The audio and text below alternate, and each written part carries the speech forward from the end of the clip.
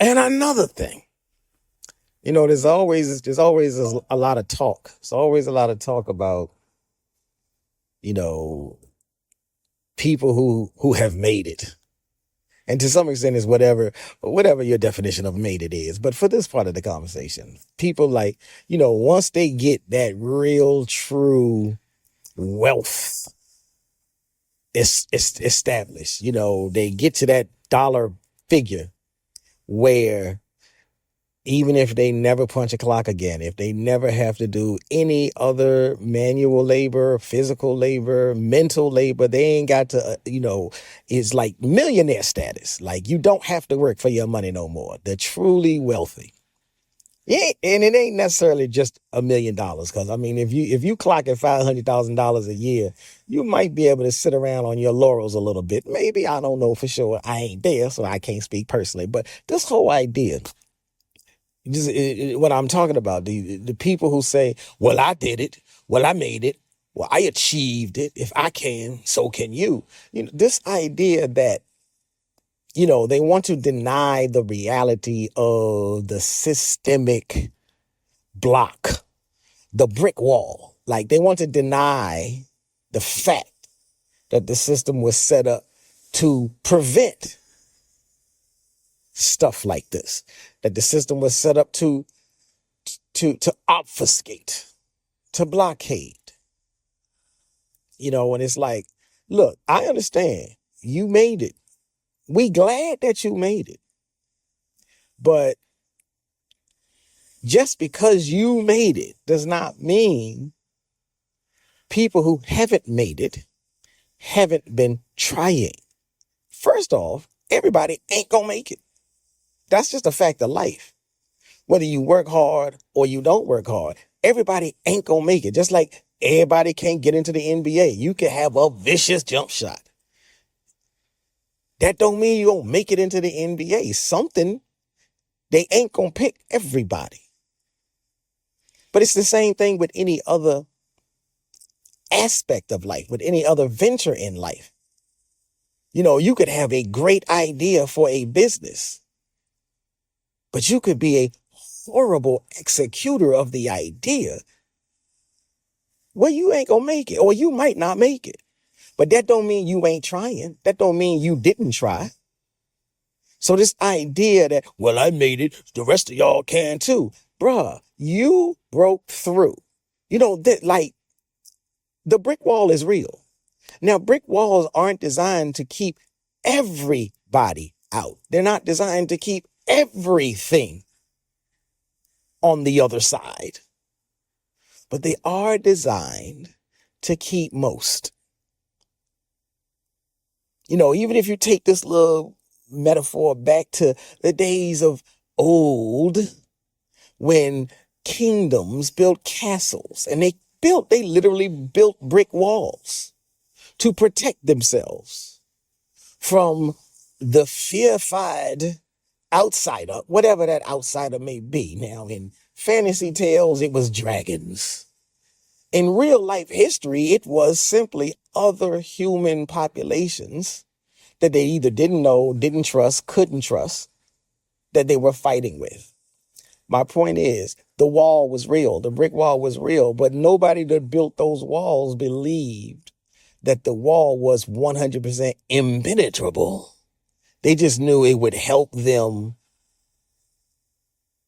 in the long run. They knew that it would prevent some adversaries.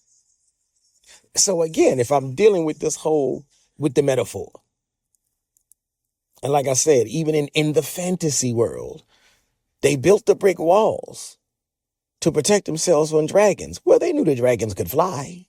They still built the brick wall. But they knew if the wall is big enough, then the dragons can't just walk up to them and step through. They would have to take to the air. And so what I'm saying is the wall is the wall. Just because some people have figured out a way to scale the wall, just because some people found a fissure, a crack in the wall, and they figured out a way to squeeze themselves in between to get to the other side, I salute you. Most of us who didn't achieve that accomplishment salute you. The problem is you're the one that gets big-headed and starts sniffing and smelling yourself and say, well, if I did it, the rest of y'all can't. If I did it and y'all ain't do it, then that's y'all fault. That's y'all problem. Okay, bro. You can stay over there. You know, that's that whole, I'm not black, I'm OJ. That's that whole, I'm different. Go ahead. Have yourself a party and have yourself a field day. We're going to be over here still struggling, still striving, still surviving, still finding a way, still trying to locate ways to come up. And when we get there, the rest of us, we're going to remember that it's always about reaching back and pulling somebody else up along with us. And we also always know you're going to get your wake-up call. The funniest thing about the whole thing is you always get your wake-up call. You always get that moment of clarity when for some reason you go through one too many doors and you get a face slap, the chocolate smackaroo of them all. And they remind you, you ain't nothing but a blank. You just like the rest of them. You just got some money. We still don't look at you like you're human. We still don't look at you like you're one of us. And if they can, they begin to implement strategies to disassemble your financial empire so that they can leave you not just stranded and abandoned, not just moneyless and penniless, but they can leave you as an imprint, as a symbol of how much they ain't want you there in the first place, of how much they was just smiling because, you surprised them and shocked them because you got through the defenses. But they also want everybody to know, even though we accept you, this is temporary. And we will reject you and send you back across the other line the moment we see fit. Not when you decide maybe you should think differently. Not when you decide maybe you are in error. When we decide we have no more use for you.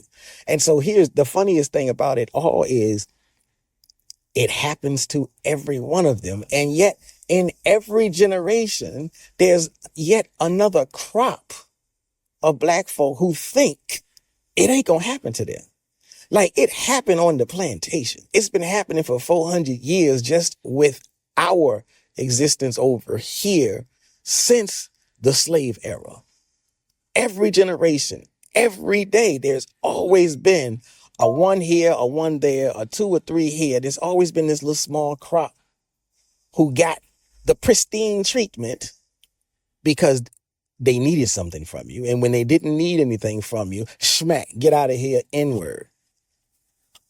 And yet every day, every generation, there's this crop of black folk. That's the reason why we call them the names we call them, because the truth is right there written in bold-faced letters.